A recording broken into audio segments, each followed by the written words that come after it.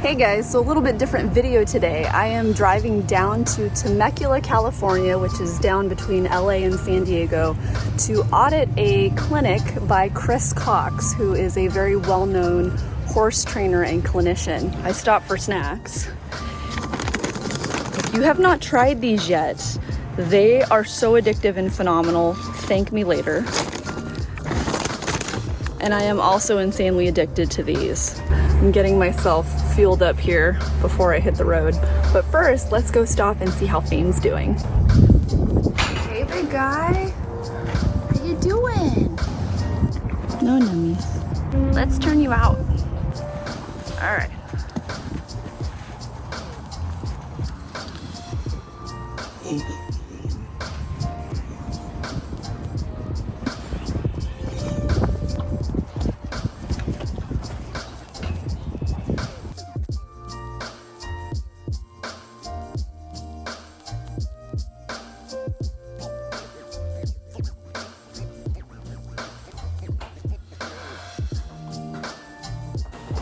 Just had to show you my room. This is pretty amazing. So because of COVID, I got upgraded to basically a 2-room suite that has a kitchen and a living area with a little office space.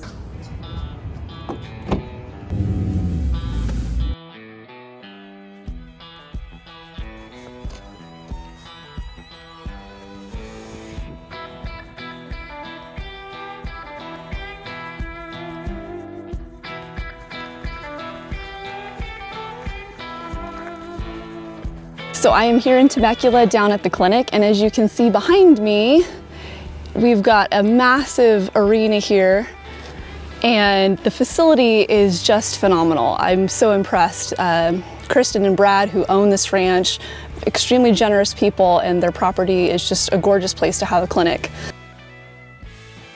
He is a longtime Western trainer and clinician. He has won this competition called the Road to the Horse 4 different times. So he is the only person to have won it as many times as he has, and he is undefeated in his winning of that competition. And basically, if you're not familiar, Road to the Horse is a colt starting competition. You get 72 hours to basically take a unstarted colt and ride it and train it and go through an obstacle challenge at the end. And then he's also won a number of other championships in different Western disciplines. The first couple of hours, I would say 1 to 2 hours each day, Chris basically did a lecture. And so the very first day, he got into talking about philosophy of horsemanship and the mindset that he wanted the participants to have. The second day, the lecture was more focused on bits and groundwork. And then on the third day, he actually worked with a couple of different horses that were brought to the clinic. There were a total of 22 riders here, so it was a pretty big group. And he divided those riders up into groups of 5 or 6 people. And so in the earlier parts of the clinic, he was able to work with people in small groups. And then later in the afternoon, he brought everybody into the arena. So you had 22 riders working their horses in this beautiful arena that you see behind me. The majority of the clinic he was coaching and training from the ground, but then there were some really spectacular moments throughout the day where he would get on people's horses and work with them and work from the saddle. And I would say those were some of my most favorite moments in the clinic because it was an amazing opportunity to see how much the issue was the rider. It really showed the different tactical things that the person needed to work on in the saddle, but then it also revealed sort of the deeper underlying issues that the person needed to work on with their horse in general.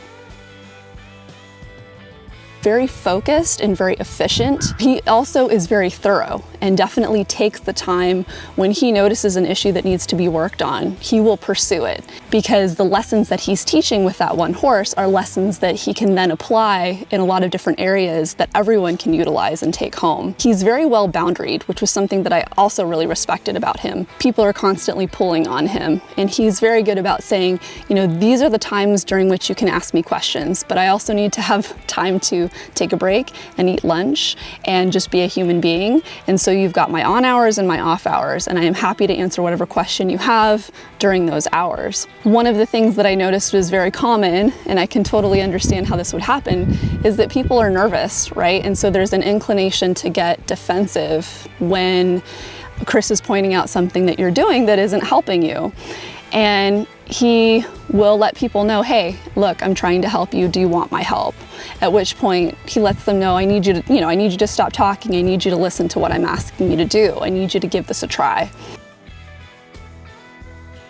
There were 3 men and 19 women, which in my experience is very common.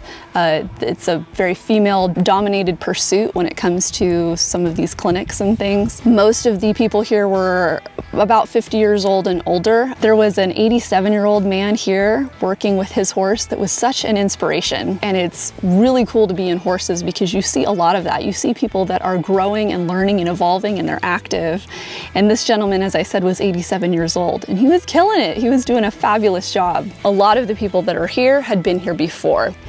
And to me, that just tells me that he's got a pretty devout following, that people really get a lot out of his stuff. Several people had come back here with multiple horses. So it wasn't just the same horse they were working with, they had moved on to more challenging horses, and they were coming back to Chris for feedback and help.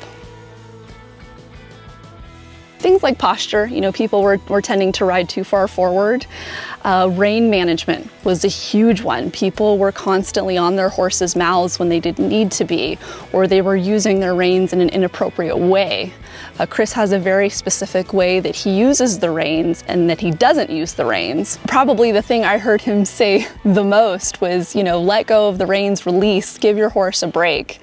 So timing, understanding when your horse has done something correct and when you need to immediately reward him for having done it properly. He was constantly encouraging people not to micromanage their horse, that it was important to teach the horse independence and its own thought process by letting the horse make a mistake so that you can correct it. And if you're constantly on your horse, micromanaging your horse, harassing your horse gets frustrated and never actually learns anything. A lot of times people were looking at the ground or looking at their horse. There was a lot of riding in the arena doing circles, and their horses would get out of the circle or mess up somehow. And very often it was connected to where the rider was looking. He was always encouraging people to look at the center of the circle.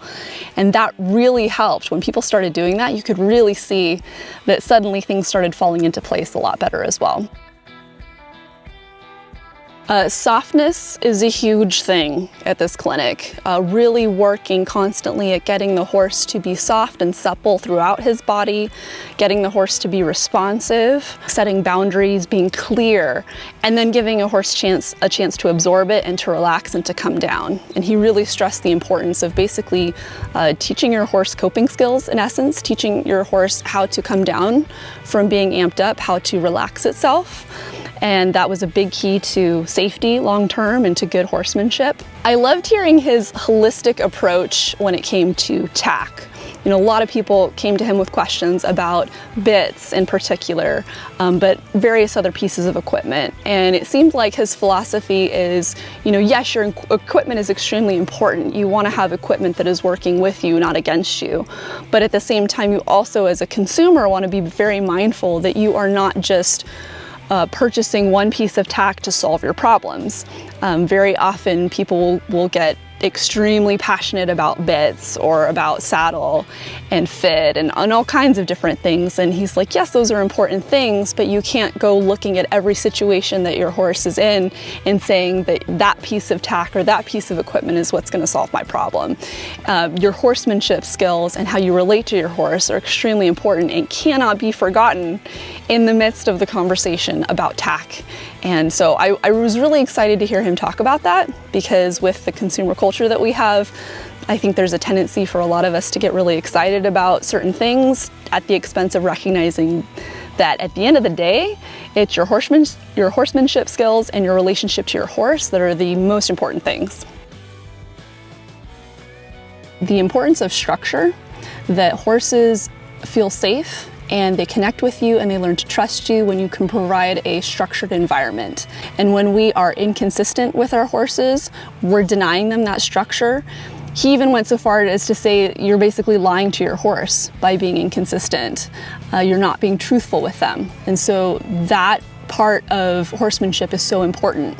He does emphasize the importance of groundwork, but he also says that, saddle work is extremely important as well. You cannot fix everything from the ground. There are certain things that you need to tackle in the saddle. He really emphasized that a horse journey is not an instantaneous journey. We live in a time of Amazon Prime and click now, and it's really easy for us to get impatient and to not be present.